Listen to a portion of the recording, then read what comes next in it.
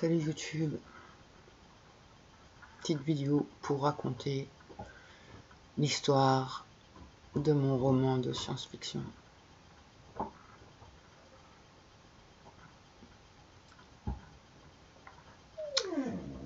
Il était une fois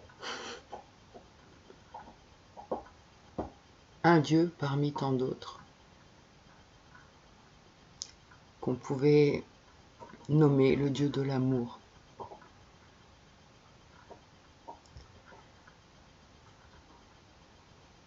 Ce dieu avait avec lui tout un peuple, enfin le terme n'est pas tout à fait juste, mais il avait avec lui d'autres entités qui se nourrissaient de l'amour, qui rayonnaient, qui se réjouissaient à chaque fois que l'amour était là. Et donc le chef de cette tribu, on va dire, qu'on peut appeler Dieu, un Dieu parmi tant d'autres, eut l'idée un jour de créer un endroit ou un garde-manger, si on peut dire ça comme ça, un endroit où l'harmonie, l'amour régnait au plus haut niveau. Il avait créé des êtres sur une terre et des animaux, mais pas que. Enfin, pas que. Je vais y aller doucement parce que ça m'embrouille déjà dans ma tête.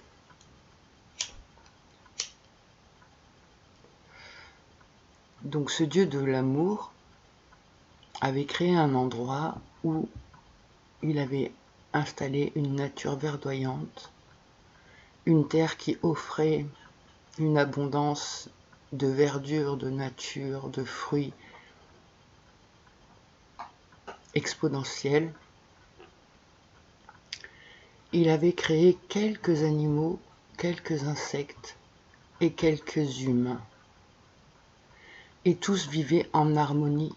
Il n'y avait pas de prédation, de prédateurs, personne ne mangeait personne, car tous se nourrissaient de ce que la nature offrait. C'était un paradis où le peu d'animaux vivaient en harmonie avec les insectes et les humains. Il y avait peu d'insectes et il n'y avait pas d'animaux qui mangeaient d'autres animaux ou des animaux qui mangeaient des insectes. Tous se nourrissaient des produits offerts par l'abondance de la terre. Et l'harmonie régnait dans cet endroit, et du coup, le dieu de l'amour et sa tribu pouvaient se régaler de la joie qui émanait de ce lieu. L'humain, déjà très intelligent, avait pour but et mission de créer toujours plus d'amour, toujours plus d'harmonie, toujours plus de bien-être et de félicité.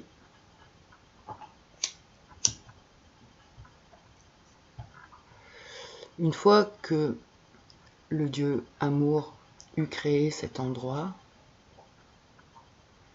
il repartit vers sa tribu, toujours connecté à cet endroit-là, et laissa donc les humains, ces créatures, s'organiser pour célébrer le plus possible l'amour, l'harmonie, la collaboration, tout ce qui engendre un amour fort. Ce dieu de l'amour avait donc créé, j'aime pas tellement le terme, mais c'est un garde-manger, car les émotions d'amour qui se dégageaient des êtres vivants dans cet endroit créaient une énergie qui remplissait ces êtres, Dieu et sa tribu. Oh mon Titi, ça te plaît mon histoire? Puis un jour, arriva dans cet endroit un autre dieu, le dieu du chaos, qui lui aussi avait une tribu à nourrir.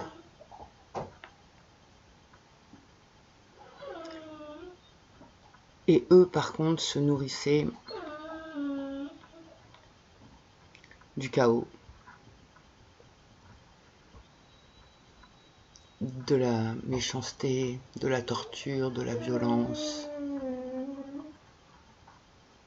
Mon chien qui fait des drôles de bruits avec ce que je raconte, ça me fait bizarre. Qu'est-ce qu'il y a, mon Titi? Tu me troubles là, je peux pas raconter mon histoire. Donc, dans cet endroit, un jour arrive le dieu du chaos et qui, lui, pour nourrir sa tribu, se dit « Ouh, c'est un endroit très intéressant, où règne déjà un amour très fort et très puissant. »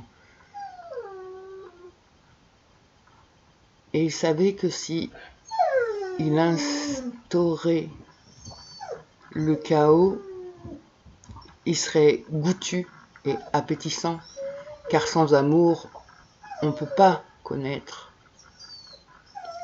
la violence, l'opposé. Là, il me perturbe le chien, je vais avoir du mal. Tiens, arrête, viens, viens, viens. Stanley, viens. Ça me trouble.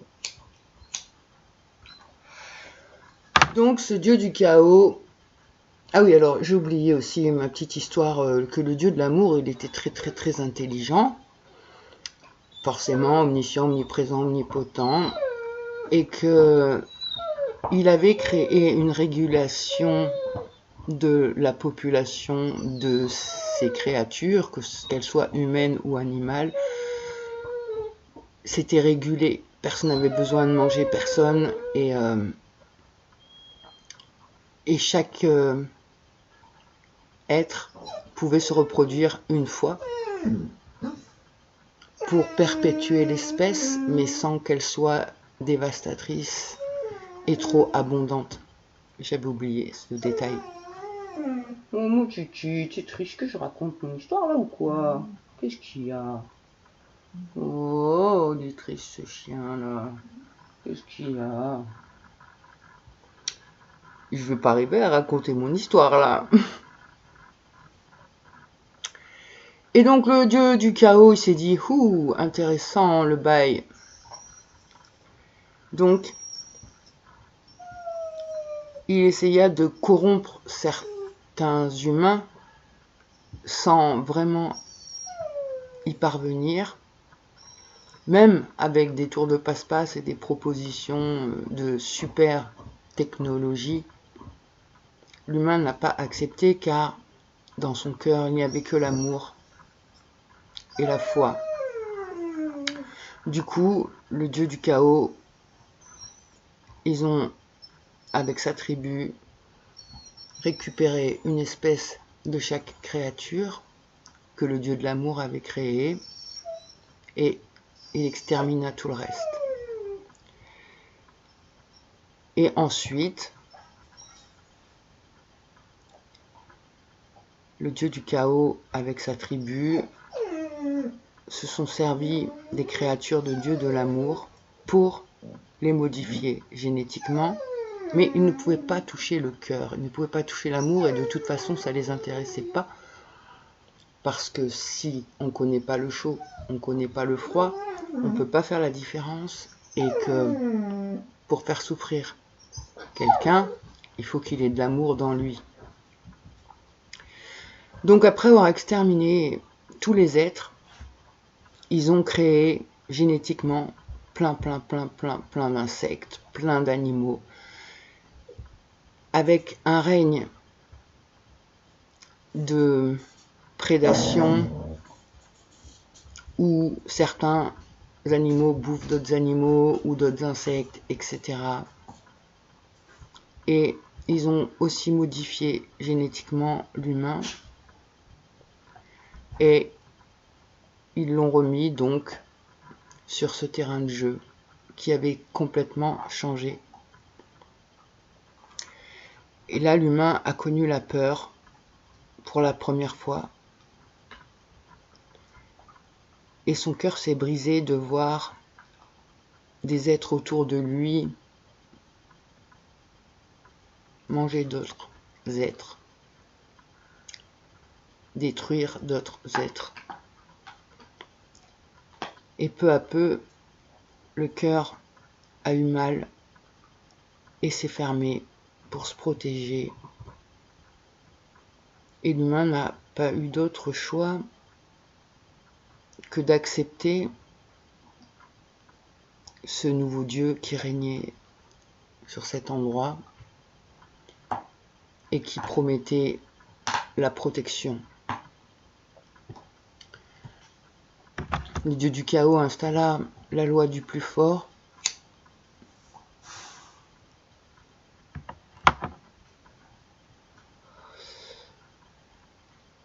Et des petites histoires se sont racontées pour manipuler ces humains. La première histoire, on peut appeler ça la religion, avec un dieu et un diable, avec le bien et le mal, avec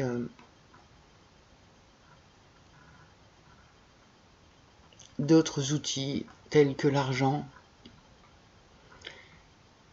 et des promesses que tout irait bien, qu'il y aurait plus de peur, plus de violence, mais en fait c'était faux. C'était juste de la manipulation parce que eux se nourrissaient de la douleur, de la souffrance, de la peine, de la tristesse, de toutes ces émotions négatives. Et donc le dieu du chaos et toute sa tribu avaient besoin de manger, eux aussi. Et comme le dieu de l'amour, très confiant, était parti loin de l'endroit qu'il avait créé, les humains étaient livrés à eux-mêmes. Les animaux n'étaient plus ceux du départ. Des milliers d'insectes ravageaient les récoltes, la famine était là.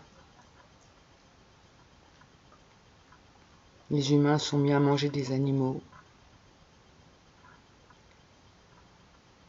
Et plus le chaos s'installait, plus le cœur se fermait. Mais tout de même, certains êtres ne voulaient pas fermer leur cœur et ne cautionnaient pas ce qui se passait sur cette planète. Mais ils étaient impuissants, se sentaient impuissants face à tout ça.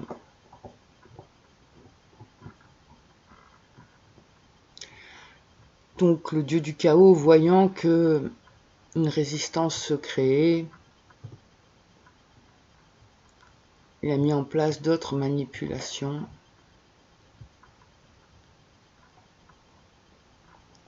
Tel qu'un champ électromagnétique autour de cet endroit pour que le dieu amour n'y ait plus accès.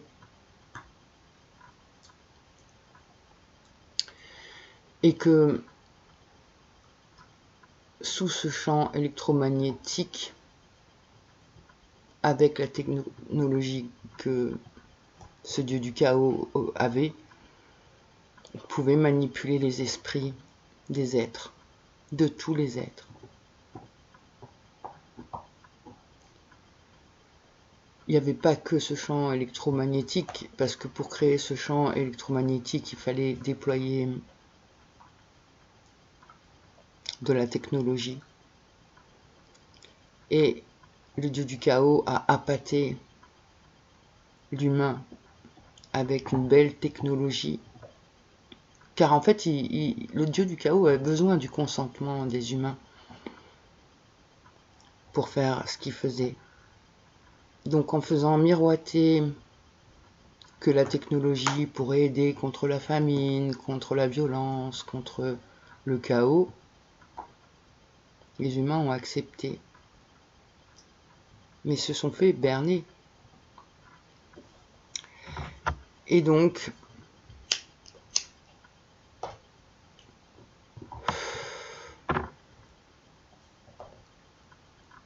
le chaos régnait en maître sur cet endroit.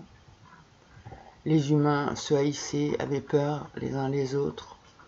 Le dieu du chaos avait réellement créé son garde-manger pour toute sa tribu.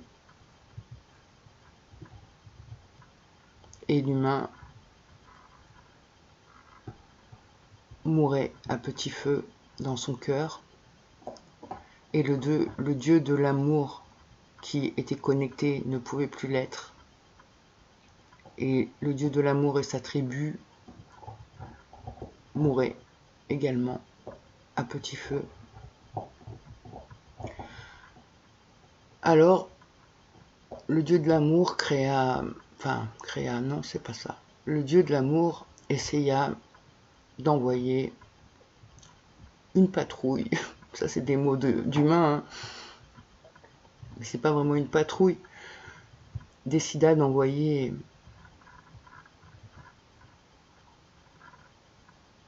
une chose qui pourrait revenir sur l'endroit qu'il avait créé afin de rétablir l'ordre. Cependant, le dieu du chaos avait déjà corrompu beaucoup d'humains et donc récupéré les âmes qui avaient banni leur cœur. Et donc c'était ces humains-là qui régnaient en maître sur cet endroit, avec également le dieu du chaos et sa tribu. Ils avaient pris complètement l'emprise de ce lieu et se servaient donc des humains et des animaux comme des esclaves.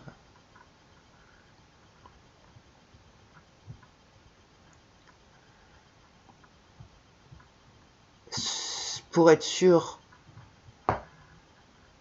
d'avoir le plus d'âmes possible, ils ont déployé beaucoup de stratégies, de technologies. Comme je disais dans une autre vidéo, ils ont fait des piqûres aux humains en leur promettant la santé pour mieux les contrôler ensuite.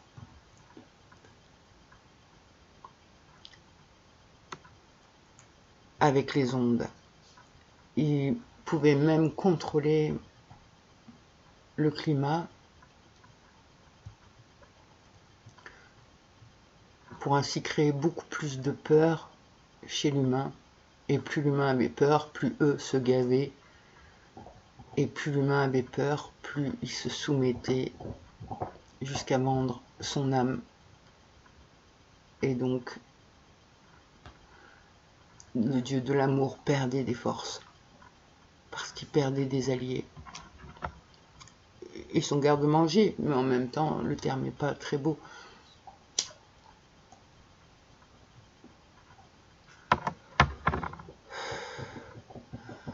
Donc cet endroit qui au départ était un paradis avec très peu d'animaux, très peu d'insectes, très peu d'humains, où tous se respectaient les uns les autres et vivaient en harmonie, était devenu un champ de bataille, un chaos absolu où régnait la terreur, la peur, la souffrance, l'humiliation, l'impuissance.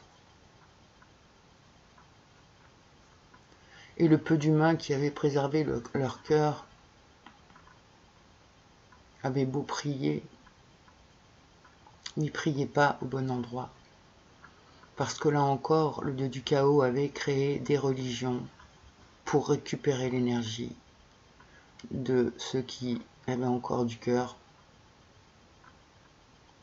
en créant la religion qui punit, qui... Dans certaines religions, le dieu de l'amour tue son fils. Je veux pas faire de blasphème, c'est qu'une histoire, hein, et c'est pour ça que je dis pas le nom.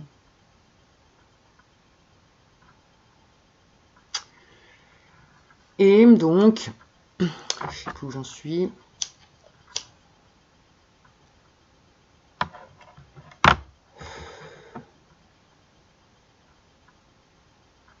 Oui, donc le dieu du chaos avait créé plein de choses pour rassembler les humains sur une chose qui pouvait former un égrégore, une force énergétique.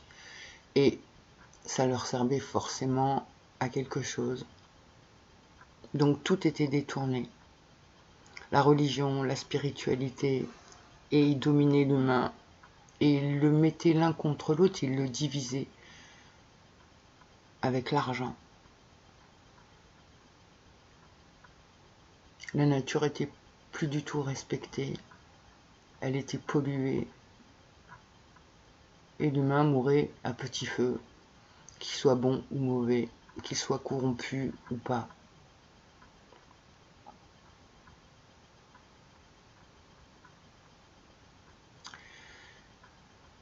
Et donc le dieu de l'amour envoya une patrouille, mais c'est pas le bon terme encore une fois, un objet non identifié,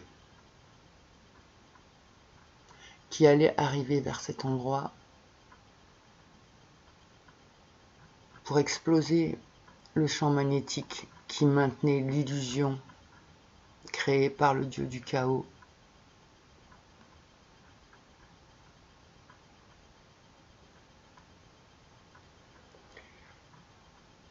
Et le dieu du chaos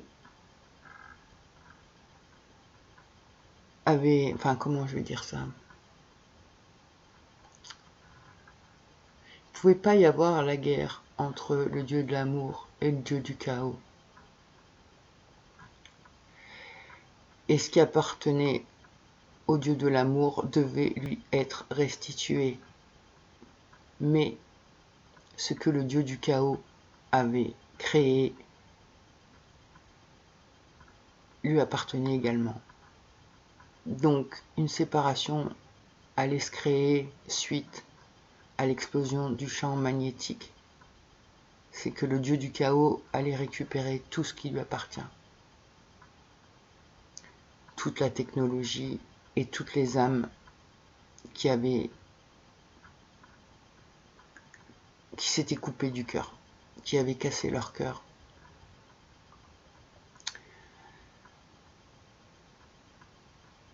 Et à ce moment-là, quand le champ électromagnétique a été rompu, tout s'est vu. C'était terrifiant et effrayant. Mais le dieu de l'amour, dans le cœur de ces créatures encore entières, gardait la foi et l'espoir. Cet endroit appartenait au dieu de l'amour et le dieu du chaos ne pouvait pas rester. Donc il fut contraint de repartir avec toute sa création, tous les animaux créés, tous les insectes créés et tous les humains corrompus. Et après ça, le dieu de l'amour a remis en place son garde-manger.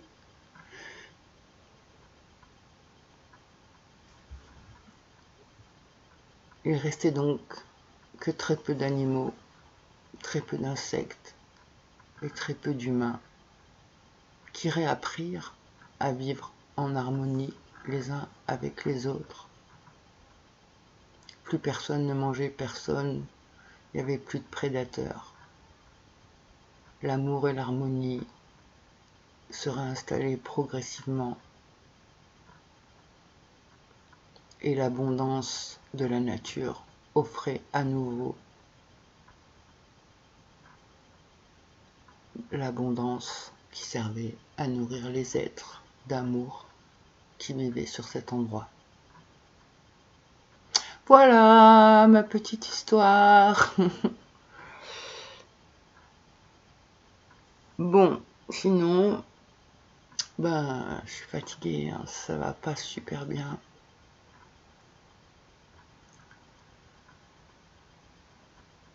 Mais j'ai toujours la foi dans mon cœur. Et je m'accroche. Je m'accroche à l'amour, à la foi. J'arrive à pardonner, à plus trop avoir de colère dans moi par rapport à ce que je vois, par rapport aux humains corrompus et au game quoi, actuel.